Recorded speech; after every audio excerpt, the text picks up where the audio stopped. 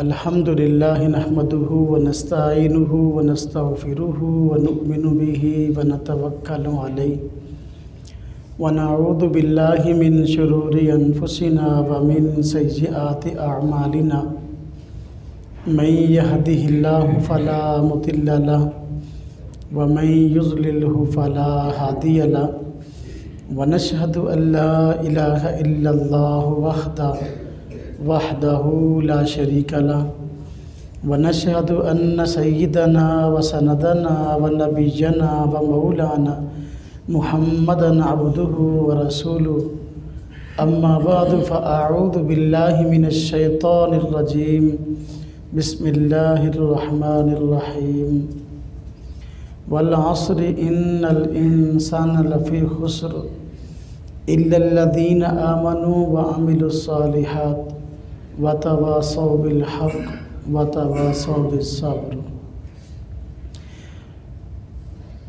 क़ालन नबिय्यु सल्लल्लाहु अलैहि वसल्लम अहब्बुल अदियानि इलल्लाहि अल हनीफिय्यतुस समा आमनतु बिल्लाहि सदक़ल्लाहुल अज़ीम व सदक़ रसूलुहुन नबियुल करीम व नहनु अला ज़ालिका मिनश शाहिदीन व शाकिरीन वल्हम्दुलिल्लाहि रब्बिल आलमीन। अल्लाहुम्मा सल्लि अला मुहम्मदिन व अला आलि मुहम्मद कमा सल्लैता अला इब्राहीम व अला आलि इब्राहीम इन्नका हमीदुम मजीद। अल्लाहुम्मा बारिक अला मुहम्मदिन व अला आलि मुहम्मद कमा बारकता अला इब्राहीम व अला आलि इब्राहीम इन्नका हमीदुम मजीद।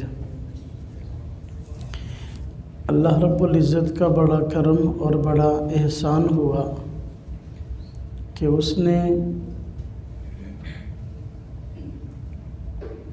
कुछ दिनों के लिए हम सब को इल्म दीन के फ़हम और इल्म दीन की तलब के लिए अल्लाह पाक ने जमा फरमाया है। इस पे अल्लाह रब्बुल इज़्ज़त का जितना शुक्र अदा किया जाए कम है। ये चंद दिन का हमारा बुनियादी कोर्स, हमने इसका नाम रखा है दौरा आयात अकायद, यानी कुरान करीम की वो आयात जो हमारे बुनियादी अकायद और नज़रियात से मुताल्लिक़ हैं,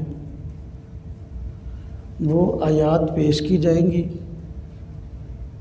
उनका तर्जुमा, तशरीह और ये आयत कुरान करीम के इस अक़ीदे की दलील कैसे बनती है, इस पे तफसीली गुफ्तगू होगी। अल्लाह रब्बुल इज़्ज़त ने कामयाबी का मदार दो चीज़ों पर रखा है। नंबर एक अक़ीदा, नंबर दो अमल साले। अक़ीदा ये पहले ज़रूरी है, अमल का नंबर इसके बाद का है। अल्लाह रब्बुल इज़्ज़त ने कुरान करीम में सूरह असर में भी फरमाया वल असर इन्नल इंसाना लफ़ी खुस्र, कसम है ज़माने की सारी की सारी इंसानियत नुकसान में है। हाँ, वो लोग जो ईमान ले आएँ और नेक आमाल करें, ये लोग हरगिज़ नाकाम नहीं हैं। तो पहले नंबर पर अल्लाह रब्बुल इज़्ज़त ने ईमान की बात की है और ईमान अक़ीदा का नाम है। सूरह 3 में अल्लाह रब्बुल इज़्ज़त ने इरशाद फरमाया इल्लल्लज़ीना आमनू व अमिलुस सालिहाति फलहुम अज्रुन गैरु ममनून, कि जो लोग ईमान ले आएँ और नेक आमाल करें, इनके लिए अजर है ना ख़त्म होने वाला। तो यहाँ भी अल्लाह रब्बुल इज़्ज़त ने पहले ईमान की बात की है, पहले अकीदे की बात की है, और फिर अल्लाह रब्बुल इज़्ज़त ने अमल साले की बात की है। तो ईमान पहले ज़रूरी है, अकीदा पहले ज़रूरी है, अमल का नंबर इसके बाद है। अकीदा चूँकि बुनियाद है, कोई भी इमारत तामीर होती है तो पहले उसकी बुनियादें मजबूत की जाती हैं और बुनियादों का ख्याल किया जाता है, बुनियादों पर मेहनत होती है। उसके बाद ऊपर वाली जितनी भी बिल्डिंग है, वो 2 मंजिला हो, वो 100 मंजिला हो, तो वो 2 या 100 मंजिला इमारत उस बुनियाद के सहारे खड़ी होती है। अगर बुनियाद ठीक है तो वो इमारत सारी की सारी आगे ऊपर मजबूत से मजबूत होगी। लेकिन अगर बुनियाद ठीक नहीं है तो ऊपर 2 मंजिला क्या 100 मंजिला क्या मेरे ख्याल में 1 मंजिला इमारत भी अपनी जगह कायम नहीं रह सकती और उसमें मजबूती नहीं आ सकती। तो अकीदा ये इस्लाम की बुनियाद है। अकीदे का नंबर पहले है। अगर अकीदा ठीक होगा तो अमल काबिल कबूल है, अगर अकीदा ठीक नहीं है तो अमल काबिल कबूल नहीं है। मैं अपने एक साबका बयान में अकीदा और अमल के मुतल्लिक़ बहुत सारी बुनियादी बातें बता चुका हूँ। तो अकीदा का नंबर पहले है, इसलिए हमने अपने इस कोर्स में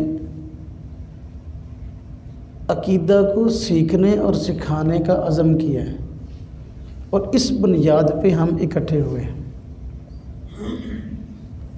आज आम शुबह है या आम एक राय है जिसमें आम तौर पर लोग मुब्तला हैं। कहते हैं जी जो आदमी जहाँ लगा है उसको लगा रहने दो, किसी को कुछ ना कहो, जो जहाँ लगा है उसको वहाँ लगा रहने दो, उसको कुछ ना कहो।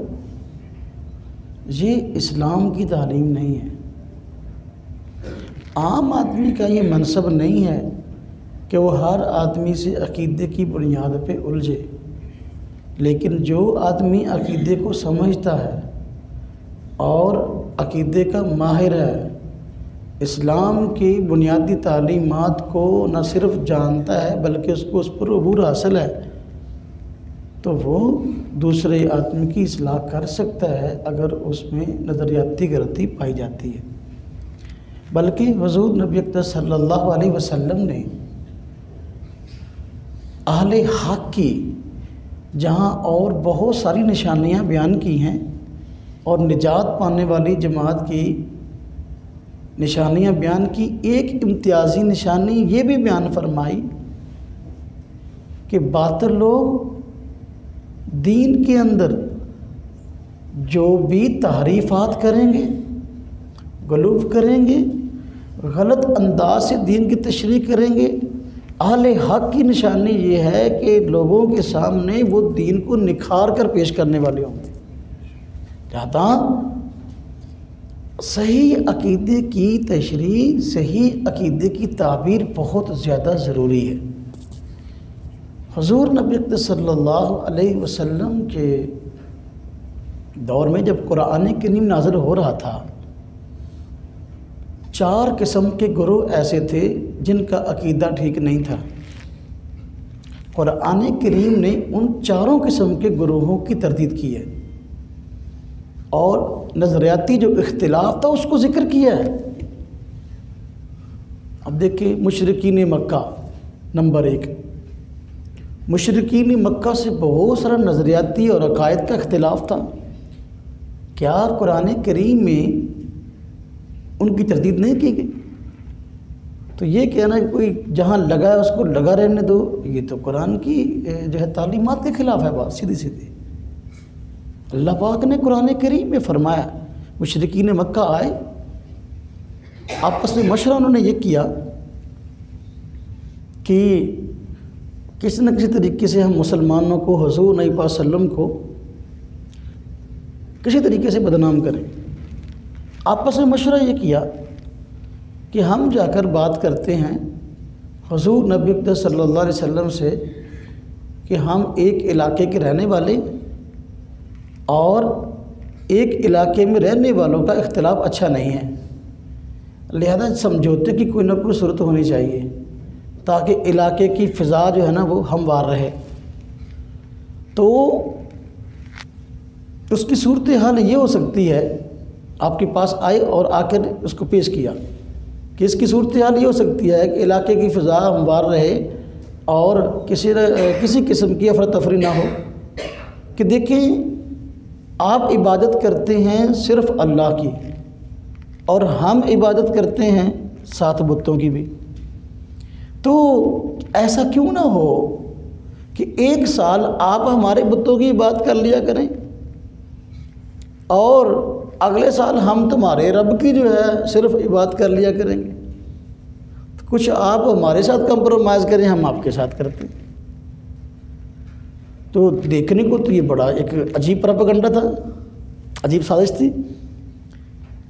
तो उनके ज़हन में क्या था, ये जो उन्होंने राय दी और ये एक अपना प्लान बना के आए, ज़हन में क्या था?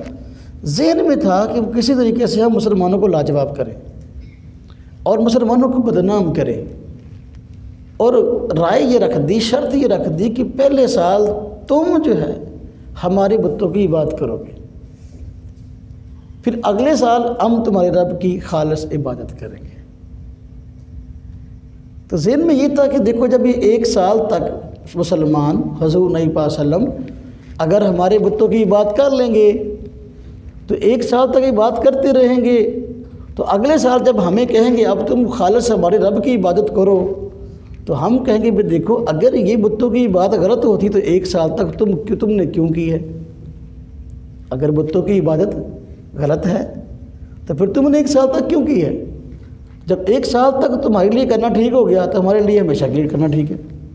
तो हमें इनको बदनाम करने का बहाना मिल जाएगा। वो खालिस अल्लाह को पूजने वाले न थे, न उनका इरादा था, लेकिन प्रोपेगेंडा ये बना के आए, प्लान ये बना के आए। जब हुज़ूर नबी पाक सल्लल्लाहु अलैहि वसल्लम के पास आए और आकर इस राय को पेश किया तो अल्लाह रब्बुल इज़्ज़त ने सूरह काफ़िरून उतार दी और सीधी सीधी साफ और खरी बात इरशाद फरमाई। फरमाया, कुल या अय्युहल काफ़िरून, कुल ए नबी पाक सल्लल्लाहु अलैहि वसल्लम आप फरमा दीजिए, ए काफिरो, ला आबुदु मा ताबुदून, मैं इबादत नहीं करता उन बुतों की जिनकी तुम इबादत करते हो। सूरत हाल ये है, मैं इबादत नहीं करता। वला अंतुम आबिदून मा आबुद, और फ़िलहाल सूरत हाल ये कि तुम भी उस रब की खालिस इबादत नहीं करते जिसकी मैं इबादत करता हूँ। फ़िलहाल सूरत हाल ये है कि आप शिरक पे अड़े हुए हो और मैं तौहीद पर जो है इस्तिकामत दिखाए हुए हूँ। जब सूरत हाल ये है तो आगे मुस्तकबिल में क्या होगा? फरमाया, वाला अना आबिदुम मा अबदतुम, तुम जो पेशकश लेके आए हो कि एक साल तक मैं तुम्हारे बुतों की बात कर लूँ, ऐसा कभी मुस्तकबिल में हो सकता ही नहीं है। जो काम नाजायज़ है तो वो एक लम्हे के लिए भी नाजायज़ है, एक साल के लिए भी नाजायज़ है। शिरक जब एक लम्हे के लिए बर्दाश्त नहीं तो एक साल के लिए कैसे बर्दाश्त होगा? ज़िंदगी भर के लिए बर्दाश्त नहीं तो एक साल के लिए कैसे बर्दाश्त होगा?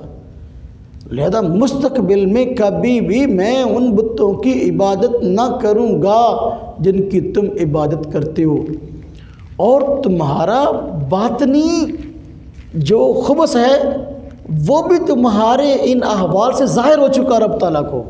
वला अंतुम आबिदून मा अबुद, मुस्तकबिल में तुम भी खालिस कभी भी रब ताला की इबादत करने वाले नहीं हो। जब ये सूरत हाल है लकुम दीनुकुम वलिय दीन, अपनी अपनी जगह ठहरे रहो।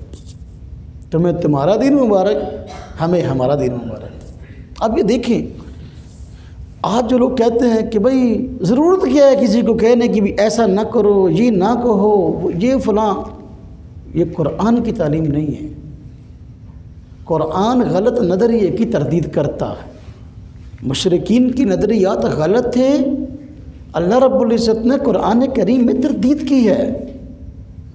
अब दूसरा गिरोह था ईसाई हजरात का, वो मुसलमानों के मुखालिफ थे। अल्लाह रब्बुल इज़्ज़त ने कुरान करीम में उनके नज़रियात की तफसीली तरदीद की है। ईसाई, इंशाअल्लाह सुबह को हम तफसील से बात करेंगे इस पर। ईसाई ईसा अलैहिस्सलाम को खुदा मानते थे, कुरान ने तरदीद की है। ईसाई 3 खुदाओं के कायल थे, कुरान ने इसको कुफ्र का और इसकी तरदीद की है। ईसाई ईसा अलैहिस्सलाम को अल्लाह का बेटा मानते थे, कुरान ने इसकी तरदीद की है। ईसाई ईसा अलैहिस्सलाम के मतलब नज़रिया रखते थे कि वो सूली पर चढ़े, कुरान ने इसकी तरदीद की है। तो देखो, ये कहना कि जो जहाँ लगा है इसको लगा रहने दो और उसको कुछ ना को, ये बात गलत है। जो आदमी इस्लाम को समझता है और इस्लामी नज़रियात को समझता है, जहाँ कहीं नज़रियाती गलती पाई जाती है उसकी ज़िम्मेदारी है कि दूसरों की इस्लाह करे। कुरान ने तरदीद की है और हुज़ूर नबी सल्लल्लाहु अलैहि वसल्लम ने ये तरदीद कहाँ की है? बंद कमरे में बैठ के या अपने मिंबर शरीफ पे बैठ के। मस्जिद नबी का मिंबर जो कि आलमी मरकज़ था, हुज़ूर नबी पाक सल्लल्लाहु अलैहि वसल्लम ने वहाँ बैठ के तरदीद की है और मिंबर पर तरदीद की है। आज कोई आदमी कहता है भी मिंबर पे बैठ के, ये इख्तलाफी बात ना करो। भाई इख्तलाफ तो ज़ाहिर बात है किसी न किसी से रहेगा, हाँ बयान करने का सलीका होना चाहिए। अगर किसी से इख्तलाफ करना है, इख्तलाफ को बयान करना है और किसी को समझाना चाहते हो तो तरीक़ाकार मसबूत होना चाहिए। किसी आदमी को चिढ़ाना मकसद ना हो, उसकी इस्लाह मकसद हो। अगर उसकी इस्लाह मकसद है और आप उसके नज़रिए को गलत कह रहे हैं और इस्लाह के तौर पर उसको आगे सही सूरत पेश कर रहे हैं और उसकी हुक्म को बयान कर रहे हैं, तो ये शरीयत में ममनू नहीं है। तीसरा गिरोह यहूद का था, इस्लाम का मुखालिफ था। आए दिन यहूद की तरफ से कोई ना कोई साजिश चल रही थी। क्या कुरान ने तरदीद नहीं की? आप मुझे कुरान करीम का कोई पारा दिखाएं जिसमें यहूद की तरदीद नहीं है। यहूदी हज़रात के अफकार, नज़रियात, प्रोपेगेंडे, साजिशें उलमा किराम ने इस पर मुस्तकिल किताबें लिखी हैं। अल्लाह रब्बुल इज़्ज़त ने आयात के आयात, रुकू के रुकू उनकी तरदीद में उतारे हैं। तो ये कहना कि जो जहाँ लगा है उसको लगा रहने दो, ऐसा नहीं है। इस्लाम तबलीगी दीन, दावती दीन है और ये पूरी दुनिया में फैलने के लिए आया है। हम सब की ज़िम्मेदारी है कि कुफ्र को इस्लाम की दावत दे। अगर कोई मुसलमान है गुमराही का शिकार हो गया, उसकी भी इस्लाह करें। चौथा गिरोह मुनाफिकीन का था। हुज़ूर नबी सल्लल्लाहु अलैहि वसल्लम और सहाबा किराम को अल्लाह रब्बुल इज़्ज़त ने जब फतूहात अता फरमाई, मुसलमानों की तादाद बढ़ने लगी, तो उस वक़्त एक गिरोह ने मुनाफ़िकत का लिबादा ओढ़ लिया, यानी अपने आप को ये ज़ाहिर किया कि हम मुसलमान हो गए हैं। और उन्होंने ये ज़ाहिर किया मुसलमान हो गए, लेकिन दिल में उनके कुफ्र छुपा हुआ था। दिल में वो कुरान को सच्चा न मानते थे, हुज़ूर नबी पाक सल्लल्लाहु अलैहि वसल्लम को सच्चा पैगंबर न जानते थे और आपके दीन को सच्चा न जानते थे, लेकिन ज़ुबान से कलमा पढ़ती थी और मस्जिद में नमाज के लिए बस औक़ात आते थे। कुरान ने उसकी तरदीद नहीं की। हाँ जी, इज़ा जाअकल मुनाफ़िक़ून क़ालू नशहदु इन्नका रसूलुल्लाह। अल्लाह पाक ने सीधी सीधी बात की है और फरमाया इन्नल मुनाफ़िक़ीन फ़ी दर्किल अस्फ़ली मिनन नार। मुनाफ़िक़ क़यामत के दिन दोज़ख के सबसे निचले तबके में होंगे।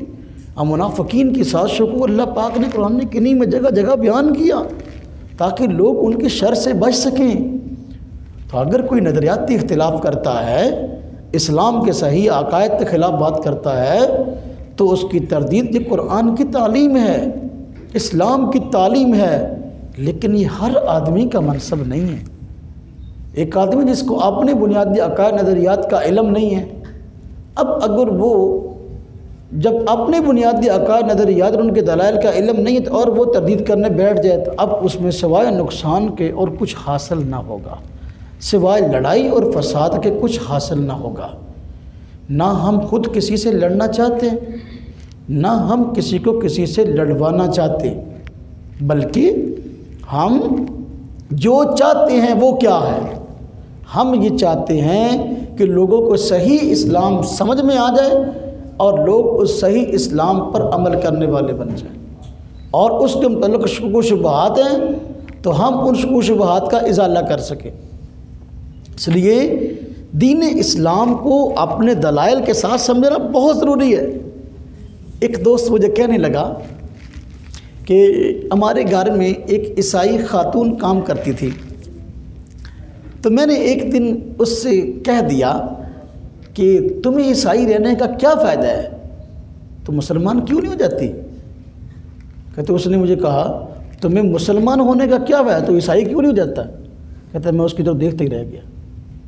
यानी मैं न बता सका कि भी इस्लाम कबूल करना है तो क्यों करना है, इस्लाम की खूबी क्या है।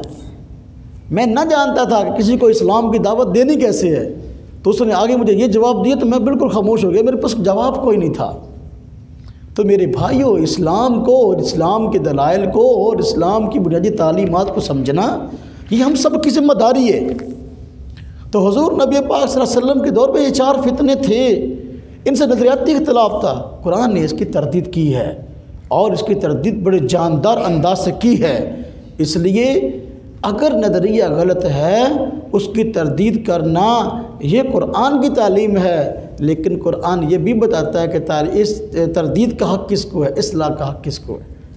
इसलिए हर कस न कस ये काम न करे, और तरदीद के लिए इल्म भी ज़रूरी है और साथ तरीक़ाकार भी ज़रूरी है। बस औक़ात एक इंसान अपने मौक़िफ़ में सच्चा होता है, लेकिन अपने मौक़िफ़ में सच्चा होने के बावजूद वो किसी के इस्लाह का तरीक़ाकार ऐसा इख्तियार करता है कि बजाय उसकी इस्लाह होने में फितना खड़ा हो जाता है।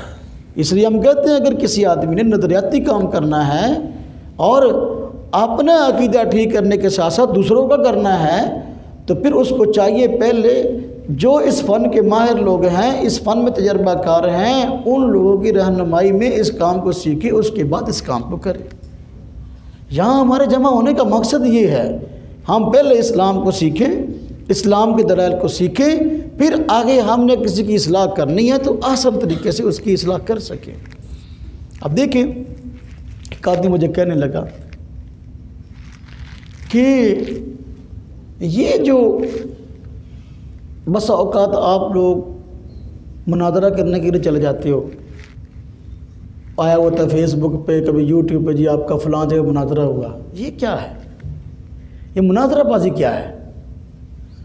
मैंने अर्ज़ किया कि ये भी इस्लाम की तालीम है, कुरान की तालीम है और अंबिया की सुन्नत और अंबिया का तरीक़ा है, ख़ास कि हम इसको समझें। मुझे अर्ज़ करने लगा, मुझे कहने लगा कैसे। मैंने कहा देखें, अल्लाह रब्बुल इज़्ज़त ने कुरान करीम में इरशाद फरमाया है कि लोगों को दीन की दावत दो, लेकिन हिकमत और बसीरत से दावत दो, मुस्बत अंदाज से दीन को बयान करो, लेकिन अगर मुबासे की नौबत आए वजादिलहुम बिल्लती हिय अहसन, तो फिर उनसे मुजादला, मुबासा, मुनादरा हो सकता है, लेकिन तरीका इसके लिए अच्छा होना चाहिए। हम लड़ाई बराए लड़ाई, इख्तिलाफ बराए इख्तिलाफ के कायल नहीं, लेकिन वजादिलहुम बिल्लती हिय अहसन के तकादे पर अमल करते हुए अंबिया अलैहिस्सलाम सुलहा और अपने अकाबर के तर्ज को देखते हुए मुनादरे की बात करते। हज़रत सैयदना इब्राहीम अलैहिस्सलाम नमरूद को दावत देते हैं तौहीद की, और नमरूद वो था जो खुदाई का दावेदार था, तो नमरूद को आपने दावत दी है, उसने आगे बजाय दावत कबूल करने के हट धर्मी इख्तियार की, और हज़रत सैयदना इब्राहीम अलैहिस्सलाम की न सिर्फ मुखालफत की बल्कि आपके ख़िलाफ़ एक बहुत बड़ी साजिश की कि एक महाज खड़ा कर दिया। अब हज़रत सैयदना इब्राहीम अलैहिस्सलाम ऐसे मौके पर नमरूद से दलाइल से गुफ्तगू करते हैं। इसी का नाम मुनाज़रा है। जब हज़रत इब्राहीम अलैहिस्सलाम नमरूद के पास जाते हैं और नमरूद को तौहीद की दावत देते हैं कि एक रब को मानने वालों बन जाओ, तो कहने लगा रब तो मैं हूँ, तुम्हारे रब की क्या सिफत है, जिस रब की तरफ तुम बुलाते हो उसकी क्या खूबी है। तो सैयदना इब्राहीम अलैहिस्सलाम ने फरमाया कि मेरा रब तो वो है युहयी व युमीत, जो ज़िंदा करता है और मौत देता है, ज़िंदगी और मौत का मालिक है। अब नमरूद वक़्त का बादशाह था, ज़ाहरी वजाहत रोब था उसके पास। इस चीज़ का उसने फ़ायदा उठाते हुए कहा कि ये तो मैं भी कर सकता हूँ। जेल से 2 कैदियों को बुलाया, एक को छोड़ दिया, एक को कत्ल करवा दिया। कहने लगा देखो मैंने एक को छोड़ दिया, ज़िंदगी दे दी, दूसरे को मैंने कत्ल करवा दिया, मौत दे दी। ज़िंदगी और मौत तो मेरे हाथ में भी है। अब ये ऐसी चीज़ थी, ऐसा रवैया था, ऐसा तर्ज था कि आम आदमी इसकी वजह से धोखे में पड़ सकता था। तो हज़रत इब्राहीम अलैहिस्सलाम ने फ़ौरन दलील का तर्ज बदला और अंदाज़े गुफ्तगू बदला। फरमाया मेरा रब तो वो है जो हर रोज़ सूरज को मशरक़ से निकालता है, अगर तू रब है तो तू मगरब से निकाल के दिखा। आप देखो फ़ौरन सैयदना इब्राहीम अलैहिस्सलाम ने दलील का तर्ज बदला। अब जब उसने ये बात सुनी, ये चीज़ उसके इख्तियार में नहीं थी, इसके इख्तियार में नहीं थी, उसके तोते उड़ गए। कुरान कहता है फबुहितल्लज़ी कफ़र, हाँ जी, काफर आदमी मबहूत होकर रहेगा, होश हवास खो बैठा कि ये ऐसी दलील है, इसका मेरे पास जवाब कोई नहीं, मैं ये काम नहीं कर सकता। तो ये मुनाज़रा है, दलाइल की बुनियाद पर अपने मौक़िफ़ की हक़ानियत को फ़रीक़ के मुखालिफ के सामने पेश करना, ये मुनाज़रा है। हुज़ूर नबी सल्लल्लाहु अलैहि वसल्लम के पास ईसाई आए, इंशाअल्लाह सुबह को मैं इस पर तफ़सीली तज़किरा करूँगा,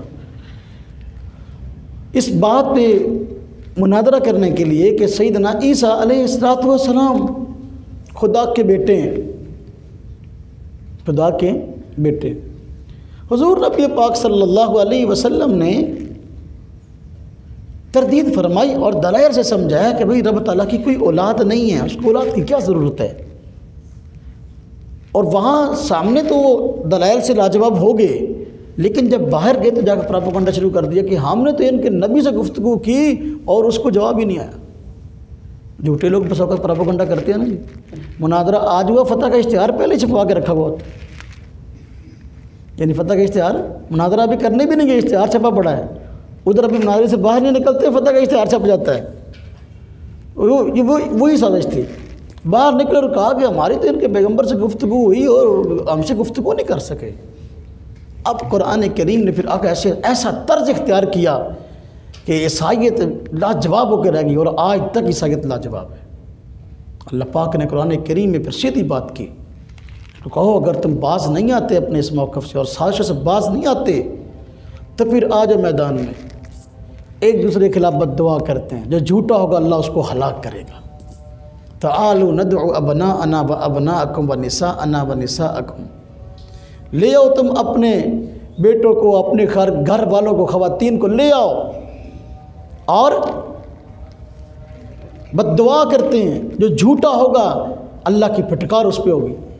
हुज़ूर नबी पाक सल्लल्लाहु अलैहि वसल्लम इस फरमान की वजह से अल्लाह के हुक्म को सर तस्लीम ख़म करते हुए आप सल्लम मैदान में निकल आए और अपने घर के कुछ अफराद को भी ले आए। लेकिन ईसाइयों को कहा भाई देखो अगर तुम सच्चे हो तो आ जाओ मैदान में, अब जो झूठा होगा अल्लाह उसको हलाक करेगा। ईसाइयों ने जिज़िया देना तो जो है वो कबूल कर लिया, लेकिन मुबाहले के लिए सामने नहीं आए। तो हमारे पैगंबर हुज़ूर नबी पाक सल्लल्लाहु अलैहि वसल्लम तो वो हैं जिन्होंने मुनादरे के बाद मुबाहला भी किया है। हम आज कहते हैं मुनादरा कहाँ साबित है। बाहर कह मुनादरा एक ज़रूरत है और ज़रूरत से इसका इनकार नहीं। हज़रत अब्दुल्ला बिन अब्बास रज़ी अल्लाह ताला अन्हु, आपने ख़वारिज से मुनादरा किया और एक मुनादरे के नतीजे के अंदर हज़ारों ख़वारिज जो है वो राह रास्त पे आए थे। लोग आज हमें कहते हैं मुनादरे का फ़ैसला नहीं होता, नाज़रे का फ़ायदा क्या? हम कहते हैं जहाँ दोनों लोग बेतरीका और बेढंगे हों, दोनों फरीक, वहाँ कोई फ़ैसला नहीं होता। अगर कोई एक भी ढंग से बात करने वाला हो और वो ना खुद गड़बड़ के ना करने दे तो फिर वहाँ फ़ैसला होता है। अल्हम्दुलिल्लाह हमने किए मुनाज़रे और उसके फ़ैसले हुए, लिहाजा ये कोई अजीब बात नहीं। खैर, मैं अर्ज़ कर रहा था कि इस्लाम के अंदर अकीदा पहली चीज़ है, अमल का नंबर बाद में। अब तवज्जो करना, जो बात समझाने लगा हूँ। अकीदे की बुनियाद पे अल्लाह रब्बुल इज़्ज़त ने खूनी रिश्तों को अजनबियत में बदल दिया है और अजनबियत को खूनी रिश्तों में बदल दिया है। मिसाल पेश करता हूँ। हज़रत नूह अलैहिस्सलातु वस्सलाम जब 950 साल दीन की दावत देते हैं, तौहीद की दावत देते हैं, बहुत कम लोग मुसलमान होते हैं। अल्लाह रब्बुल इज़्ज़त हुक्म देते हैं कि जो लोग आप पर ईमान लाए हैं, खरे मोमिन हैं, इनको कश्ती में सवार कीजिए। अल्लाह पाक की तरफ से अजाब आया, तूफ़ान आया, आसमान से बारिश, नीचे से पानी उबल रहा था, कुफ़ार गर्क हो रहे थे। आपका बेटा हज़रत नूह अलैहिस्सलाम का बेटा, खूनी रिश्ता, हज़रत नूह अलैहिस्सलाम का बेटा गर्क हो गया। गर्क क्यों हुआ? अल्लाह रब्बुल इज़्ज़त ने वादा फरमाया था कि मैं आपके घर वालों को अजाब से बचाऊंगा। हज़रत नूह अलैहिस्सलाम को इस वजह शुबह भी हुआ। जब गर्क हो गया तो अल्लाह पाक से सवाल भी किया, या अल्लाह, आपने मुझसे वादा फरमाया था कि मैं आपके घर वालों को अजाब से बचाऊंगा, जबकि मेरा बेटा तो गर्क हो गया। अल्लाह पाक क्या जवाब देते हैं? इन्नहु लैसा मिन अहलिक, तेरे घर वालों में से ही नहीं है। हालांकि बेटा था, खूनी रिश्ता था। अकीदे का इख्तिलाफ हो जाए तो खूनी रिश्ते भी ख़त्म हो जाते हैं। दूसरी तरफ देखें, हुज़ूर नबी अकरम सल्लल्लाहु अलैहि वसल्लम है, अल्लाह पाक ने आप सल्लल्लाहु अलैहि वसल्लम को जब हुक्म दिया कि लोगों को दोज़ख के अज़ाब से डराएं, दीन की दावत दें, तौहीद की तरफ बुलाएं, तो मुशरिकीन मक्का आपके मुखालिफ हो गए। अल्लाह रब्बुल इज़्ज़त की तरफ से एक हिकमत थी कि आपके जो नरीना औलाद बेटे थे बचपन में फौत हो गए। हज़रत इब्राहीम आपके बेटे थे, बचपन में फौत हो गए। बाज़ रिवायत में और बच्चों के नाम भी मिलते हैं।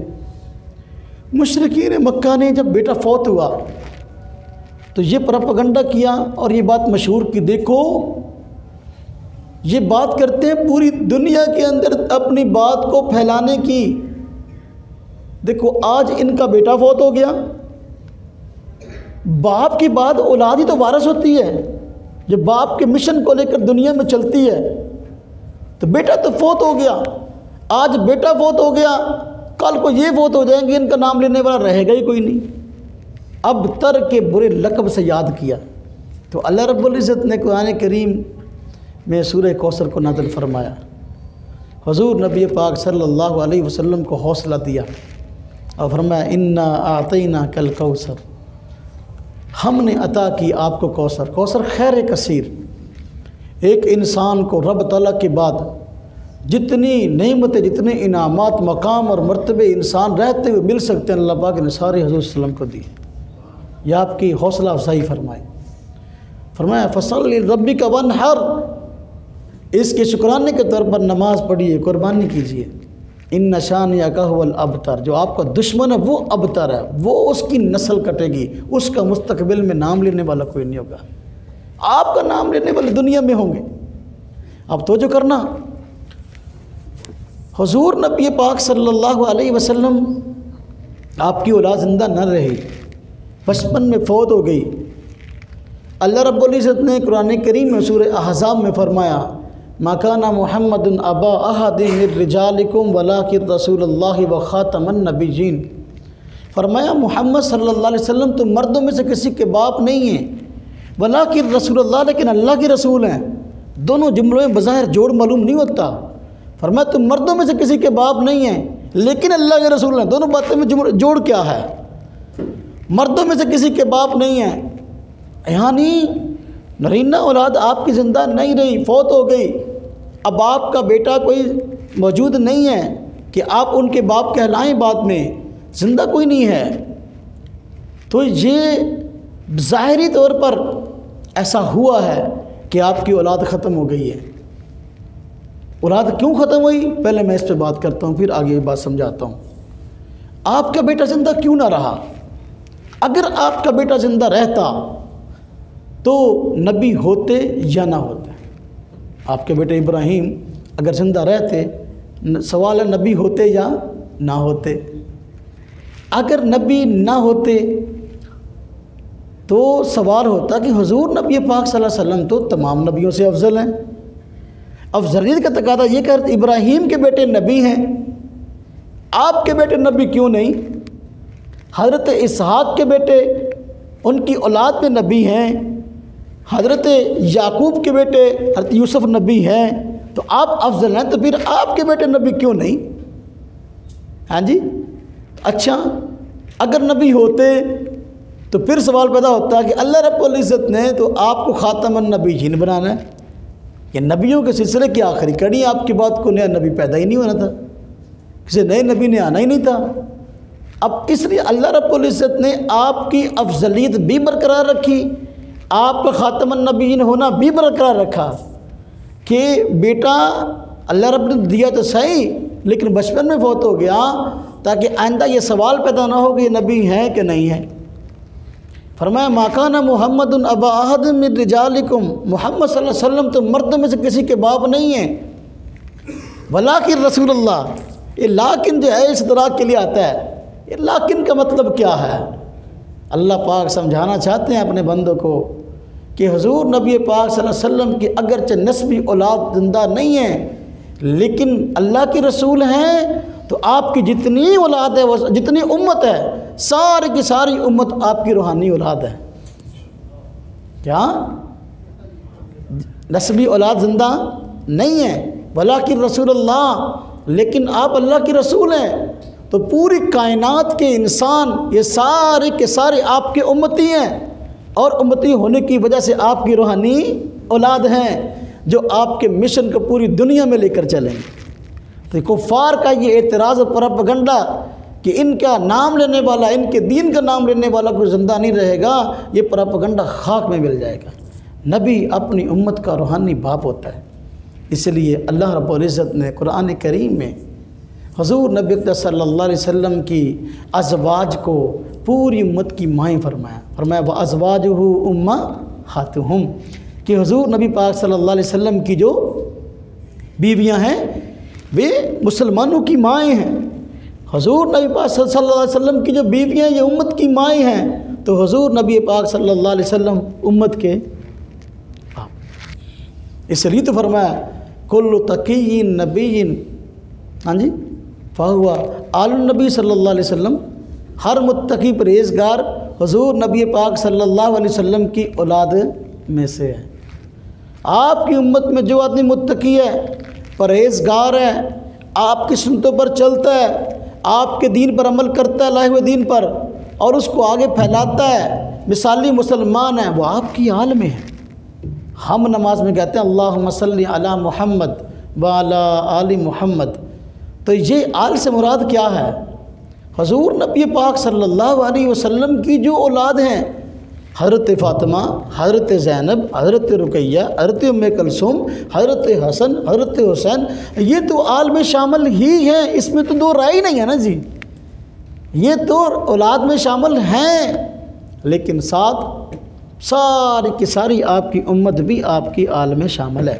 जब हम कहते हैं अल्लाहुम्मा सल्ली अला मुहम्मद व अला आलि मुहम्मद, क्या अल्लाह रहमत कामिला नाज़िल फरमा हज़रत मोहम्मद सल्लल्लाहु अलैहि वसल्लम पर और आपकी आल पर, वह हमने पूरी उम्मत मोहम्मदिया के लिए दुआ की है। बात समझ में आई? अब तो जो बात मैं समझा रहा था, हज़रत नूह अलैहिस्सलातु वस्सलाम का बेटा था, अक़ीदे का इख्तिलाफ था, अल्लाह रब्बुल इज़्ज़त ने खूनी रिश्ता ख़त्म करते हुए फरमाया इन्नहु लैसा मिन आलिक, आपके घर वालों में से नहीं है। दूसरी तरफ हमारा हुज़ूर नबी पाक सल्लल्लाहु अलैहि वसल्लम की ज़ात अक़दस से नस्बी और खूनी रिश्ता नहीं है, हमारा आपसे रूहानी रिश्ता है। अल्लाह रब्बुल इज़्ज़त ने फरमा दिया कि भला कि रसूलुल्लाह कह के कि आप अल्लाह के रसूल हैं और आपकी बीवियाँ उम्मत की माएँ हैं, तो सारी की सारी उम्मत आपकी औलाद बन गई। तो अकीदे की बुनियाद पे नस्लें बनती हैं। अकीदा ठीक होगा तो नस्ल नस्ल है, अकीदा ठीक नहीं है तो नस्ल नस्ल नहीं है। आज बाप ज़ातियात की बिना पे अपनी औलाद से इख्तिलाफ करता है तो बसा औकात अखबार में निकलवा देता है, कहता है मेरा बेटा, मैं उसको जायदाद से आग करता हूँ, इसके कॉल फेल का कोई ज़िम्मेदार नहीं हूँ, आइंदा मुझे कोई भी इसका बाप न कहे। इस तरह के जुमले हम आए रोज़ अखबारों में पढ़ते हैं। हाँ जी, ये ज़ातियात की बिना पे है। ज़ातियात की बिना पे जो रिश्ते इंसान तोड़ता है वो कभी नहीं टूटते। एक बाप अपनी औलाद को 100 मरतबा अखबार में निकलवा दिया और कह दे कि मेरा इससे कोई ताल्लुक़ नहीं, मैं इसके कॉल फिल का ज़िम्मेदार नहीं, ये मेरा बेटा नहीं, ये रिश्ता अल्लाह ने जोड़ा है। ज़ातियात की बुना पे, राय की बुनियाद पे अगर इख्तिलाफ हो गया, बच्चा नाफरमान है, नाफरमानी गुनाह है, लेकिन खूनी रिश्ते इससे कभी ख़त्म नहीं होते। बाप 100 मरतबा भी अखबार में निकलवा दे और उसको आग कर दे, फिर भी बेटा बाप की जायदाद में वारिस होता है। मेरे भाइयों, ये ईमान है, ये अकीदा है, ये नज़रिया है जिसकी बुनियाद पे रिश्ते कायम होते हैं। नूह अलैहिस्सलातु वस्सलाम को फरमाया कि आपका बेटा आपके घर वालों में नहीं है, जबकि पूरी उम्मत को बताया गया कि सारी की सारी उम्मत हुज़ूर नबी पाक सल्लल्लाहु अलैहि वसल्लम की औलाद है। तो मालूम हुआ फैसले ईमान पे होते हैं। आप तवज्जो करना, ईमान की बुनियाद पर कैसे फैसले हैं और ईमान की बुनियाद पर क्या होता है। बस औकात ईमान से इख्तिलाफ की वजह से साहिब ईमान बंदा अपने बड़ों तक को छोड़ने के लिए तैयार हो जाता है। और जो करें, हज़रत सैयदना इब्राहीम अलैहिस्सलातु वस्सलाम, सैयदना इब्राहीम, पहले मैंने वाक़या सुनाया बाप और बेटे का, बेटा नाफरमान था, रिश्ता टूट गया।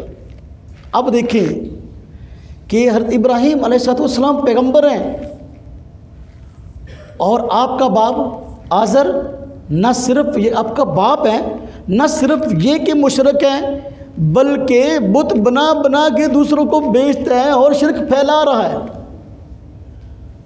और जब तौहीद की आवाज़ लगाई हज़रत सैयदना इब्राहीम अलैहिस्सलाम ने, अब नज़रिए के इख्तिलाफ की बिना पर बाप क्या कहता है, नज़रिया, ये नज़रिया, इस पर कभी कंप्रोमाइज़ नहीं होता।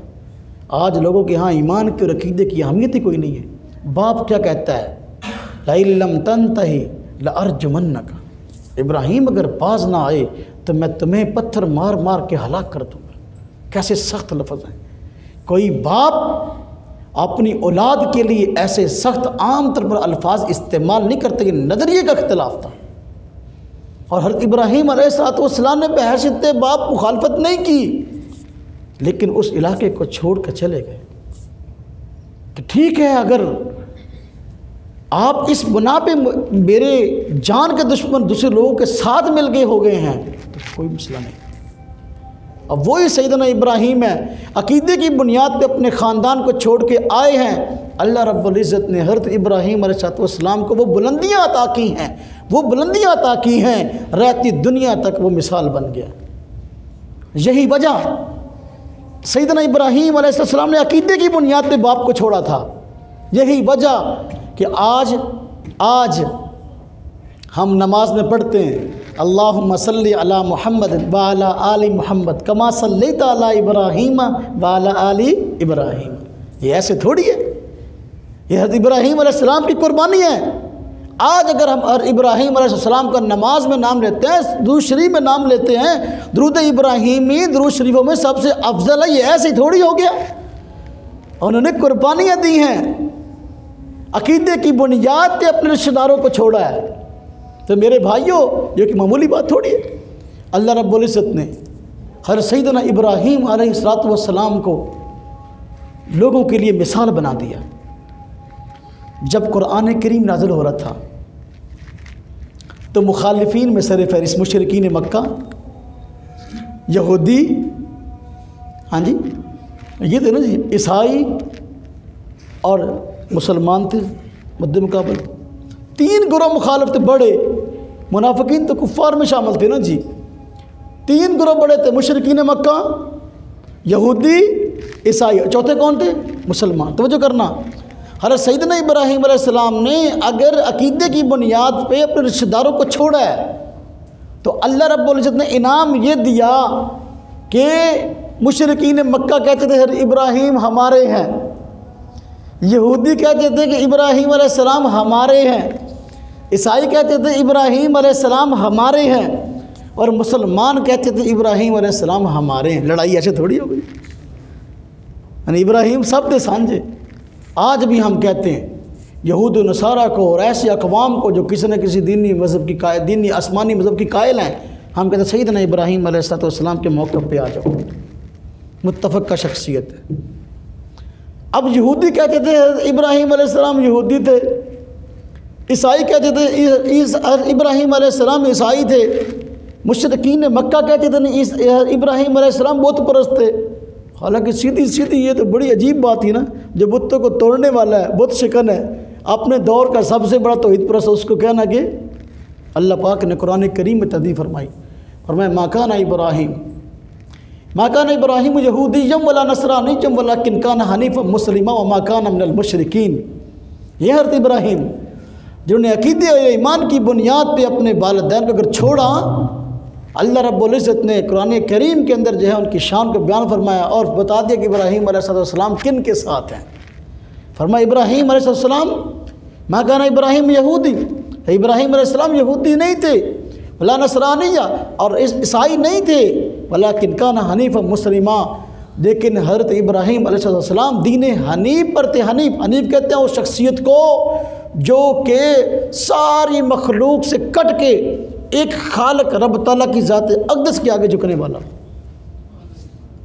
जो अपनी सारी उम्मीदें रब ताला की ज़ात अक़दस से वाबस्ता करने वाला, उसे कहते हैं हनीफ मुस्लिमा फरमा बरदार। हर इब्राहीम अलैहिस्सलाम की शान बयान कर मैं मा काना मिनल मुशरिकीन, और मुशरिकों में से भी नहीं थे। तो हर इब्राहीम अलैहिस्सलाम ने कुर्बानी दी अक़ीदे के लिए, वालिदैन को छोड़ना पड़ा, अल्लाह पाक ने क्या इनाम दिया?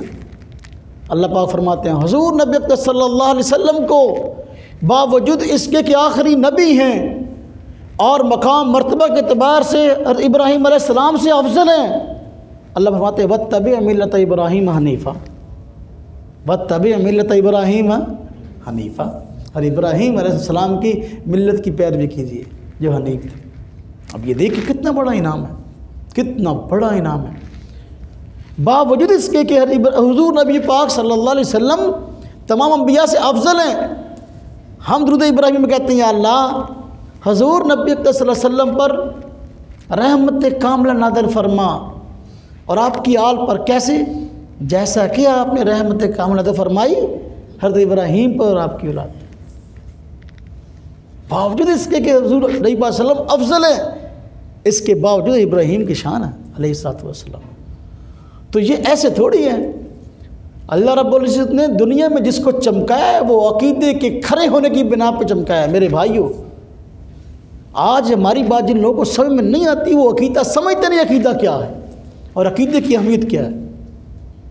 मैं आप हज़रात से अर्ज़ करूँ, हुज़ूर नबी पाक सल्लल्लाहु अलैहि वसल्लम की ज़ात अक़दस, सहाबा किराम रिज़वानुल्लाहि ताला अलैहिम अजमाइन, मक्का क्यों छोड़ा था इन लोगों ने? ज़ातियात का इख्तिलाफ था, ज़ातियात का इख्तिलाफ था, कोई जायदाद का झगड़ा था, ऐसा कोई मसला नहीं था, नज़रियात का इख्तिलाफ था। अकीदे की बुनियाद पे छोड़ा है। काश कि अकीदा हमें समझ में आ जाए और अकीदे की अहमियत हमें समझ में आ जाए। एक आदमी मुझे कहने लगा ये क्या समझाएंगे आप कोर्स में, अकीदा क्या है? मैंने कहा अकीदे की अहमियत पहले समझाऊंगा, बाद में अकीदा समझाऊंगा। आप मुझे वजह फरमाएं, जंग बदर हुई है, बदर में कौन लोग थे? दोनों तरफ कौन थे? एक तरफ बाप है, दूसरी तरफ बेटा है, इधर भाई है, मध्य मुकाबल भाई है, इधर मामू है, इधर भांजा है। जंग बदर में लोग मुखालिफ थे, कौन थे? जो लोग कत्ल हुए वो कौन थे? जो लोग कैद होकर आए वो कौन थे? और उनसे किस चीज़ की बुनियाद पे जंग थी? ये ईमान और अकीदे की बुनियाद पे जंग थी। ईमान और अकीदे की बुनियाद पे जंग बदर में आमना सामना किस चीज़ की बुनियाद पे था?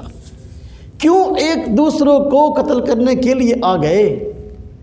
अकीदे की बुनियाद पे था ना मामला। ज़ातियात का मसला नहीं था, ज़ातियात का कोई सियासी इख्तिलाफ नहीं था, न कोई और पार्टीबाजी थी। ये ईमान और अकीदे का इख्तिलाफ था मेरे भाइयों। काश कि हम इस चीज़ को समझने वाले बन जाएं कि अकीदा क्या है और इस्लाम के अंदर अकीदे की अहमियत क्या है। अगर हमें ये बात समझ में आ जाए कि इस्लाम में अकीदा की अहमियत क्या है, तो हम लोग अपनी सारी ज़िंदगियां अकायद के समझने समझाने पे वक़्फ़ कर दें और इसके लिए वक़्त निकालना आसान हो जाए। आज बस औकात कहते हैं भी कोर्स है 6 दिन है, यार निकाल लो, हमें फ़लाँ काम है, हमें फ़लाँ काम है, हमें फ़लाँ काम है। अब भी फौतगी का फ़ोन आ जाए, फ़लाँ जगह पे फौतगी हो गई, हुण तीजा करवा के मुड़न गए, तो माइयाँ 40वां करवा के मुड़ दियाँ भी हुण आई हैं, हुण 40वां करा के जाऊँ। हाँ जी, शादी आ जाए तो हफ्ता हफ्ता बीवी बच्चों समेत चले जाते हैं। अब कोई काम नहीं है, अब मेहंदी से मेहंदियाँ भी हैं, अब वो शादियाँ भी हैं, वलीमे भी हैं, उसके बाद भी लंबे चौड़े छुट्टियाँ। मालूम हुआ कि इन चीज़ों की अहमियत दिल में है, इसके लिए वक़्त भी नहीं कराता है। लेकिन दीन, ईमान, अकीदा, इसकी अहमियत दिल में नहीं है, इसलिए इसके लिए वक़्त भी नहीं निकलता। रब ताला की ज़ात अक़दस ने कुरान करीम में कामयाब लोगों की 4 सिफ़ात को ज़िक्र किया है। कितनी सिफ़ात को? सूरह आसर में। सूरह आसर का तर्जमा एक तो वो है जो हम करते हैं, एक तर्जमा वो जो मैं अभी करता हूँ। अल्लाह पाक फरमाते हैं वल आसर, कसम है ज़माने की, इन्नल इंसान लफ़ी खुस्र, सारे के सारे इंसान नुकसान में हैं। हाँ, वो लोग नुकसान में नहीं जिनमें ये 4 सिफ़ात पाई जाती हों। इल्लल्लज़ीना आमनू, नंबर 1 उनका अकीदा ठीक हो। वामिलुस्सालिहात, नंबर 2 उनका अमल सुन्नत के मुताबिक हो। नंबर 3 वतवासौ बिल हक़, इस अकीदे को हक़ समझकर एक दूसरे को बताने वाले हों। सही अकीदा खुद अगर इल्म में है तो दूसरों को बताने वाले हों। वतवासौ बिस्सब्र, नंबर 4 अगर सही अकीदा लोगों को बयान करते हैं और इसकी खातिर कोई परेशानी आती है और कोई सख्ती आती है, कोई तंगी आती है, तो उस सख्ती और तंगी को भी बर्दाश्त करने वाले हों। ये अहले हक़ की बात है मेरे भाइयों। अगर हम समझते हैं कि हम हक़ पे हैं तो हमें चाहिए कि हम हक़ को पहले समझें और दलाइल के साथ फिर आगे किसी को बयान करें। दीन इस्लाम की खूबी की ये दावती दीन है, ये तबलीगी दीन है, ये कोई नस्ली दीन नहीं है। आज बहुत सारे इस वक्त मज़ाहिब पाए जाते हैं जो नस्ल बादा नस्ल हैं, वो दूसरों को अगर कोई और नस्ल का आदमी इसको कबूल भी कर ले बस औकात बर्दाश्त नहीं करते। जिस तरह के यहूदी हैं, अब ये यहूदियत नस्ली दीन है। कोई बनी इसराइल के अलावा, यहूद के अलावा कोई उस दिन कबूल करता है ना तो उसको वो मानती नहीं, तू ऐसे कह रहा, तू हमारे दीन पे नहीं आया। असली हनूद नस्ली दीन है मेरे भाइयों। ये जो आज ईमान वाली दौलत हमें मिली है, ये किस तरह मिली है? हमारे खत्ते का नाम तो ये हिंदुस्तान था, पाकिस्तान, बांग्लादेश और इंडिया, सारे का सारा क्या है? हिंदुस्तान। हिंदुस्तान का माना क्या? जहाँ के रहने वाले हिंदू हैं। तो मेरे भाइयों, हमारे आबाओ अजदाद में लोग हिंदू थे, उनको ईमान की दौलत कैसे मिली है? उनको ईमान की दौलत मिली है उन लोगों की कुर्बानियों से जो अपना घर बार छोड़ के यहाँ हिजरत करके आए और हिंदुस्तान के हिंदू लोगों को उन्होंने दीन की दावत दी, उनको ईमान सिखाया और उनका अकीदा ठीक किया। फिर आगे नस्ल बाद नस्ल हम मुसलमान हैं और आज इस अकीदे पे हम खड़े हैं, ये उन हजरात की मेहनतों की वजह से है और वो हजरात शुक्रिया के मुस्तहिक। उन्होंने मेहनत की तो हम नस्ल बाद नस्ल मुसलमान हैं। तो क्या ये मेहनत हमारी जिम्मेदारी नहीं है? अगली नस्लों तक दीन पहुंचाना हमारी जिम्मेदारी नहीं है? यकीनन बिलाशुबा अगली नस्लों तक ये दीन पहुंचाना हमारी जिम्मेदारी है, और सही अकीदा बताना ये हमारी जिम्मेदारी है। लेकिन अगर हम इस जिम्मेदारी को अदा करना चाहते हैं तो पहले हमें खुद सीखना होगा। आज हर आदमी को उस्ताद बनने का शौक़ है, शागिर्द बनने को कोई भी तैयार नहीं है। इसलिए पहले शागिर्द बने, उसके बाद उस्ताद बने। पहले क्या बने? शागिर्द। उसके बाद क्या बने? जो बगैर शागिर्द के उस्ताद बनता है वो यकीनन फितने का ही बहस होता है किसी फ़न में भी जाए। अब एक आदमी क्लिनिक खोल के बैठ जाए, ना तो उसने मेडिकल पढ़ी और ना किसी माहिर तजर्बाकार के पास जाकर इस फ़न में तजर्बाकारी हासिल की। अब क्लिनिक खोल के बैठेगा तो क्या होगा? फितने का बायस बनेगा, कब्रिस्तान आबाद होगा। ऐसा ही है ना जी। इस तरह कोई आदमी 2-4 बातें दीन की अगर सीख लेता है और उसके बाद दीन का दाई बन के बैठ जाता है, ये उसका हक नहीं है मेरे भाइयों। बस औक़त वो लोग जो कि कुरान और सुन्नत पर अबूर नहीं रखते, बाज़ाब्ता कुरान और सुन्नत को उन्होंने पढ़ा नहीं है, इस फील्ड के बंदे नहीं हैं, तो वो आकर फेसबुक यूट्यूब पे आकर जो है ना वो तरह तरह के शोशे छोड़ते हैं। तो लोग कहते हैं कि भाई नया बंदा है, बातें बड़ी करता है, इसको सुनो ज़रा।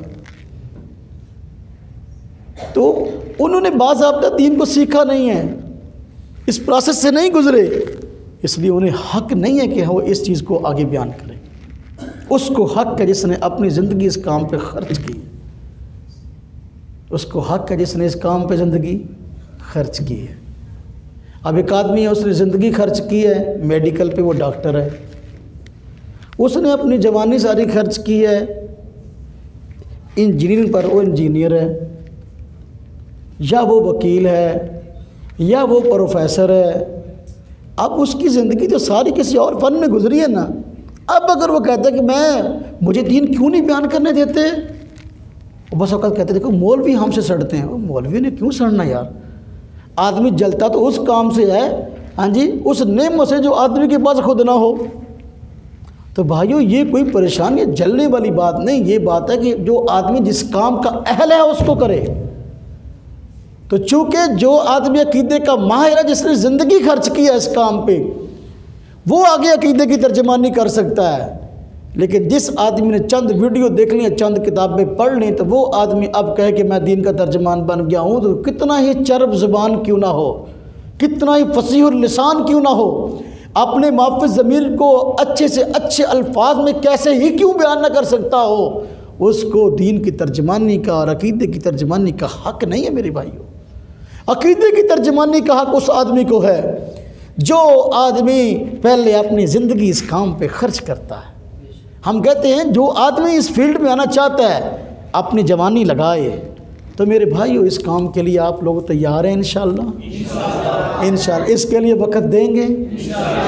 तो मैं चाहता नहीं कि हमारा वक़्त ज़्यादा हो, तो मेरे ख़्याल में जितनी बातें हो गई हैं आज इंशाअल्लाह इतनी काफ़ी हैं। तो वगरना तो बयान तो आपको पता है कि मैं जब करूँ तो मैं 2.5-3 घंटे भी मामूली समझता हूँ। तो इंशाअल्लाह अल्लाह पाक खैर करे, सुबह को बाज़ाब्ता इंशाअल्लाह हमारा सबक होगा। व आखिर दावाना अल्हम्दुलिल्लाहि रब्बिल आलमीन।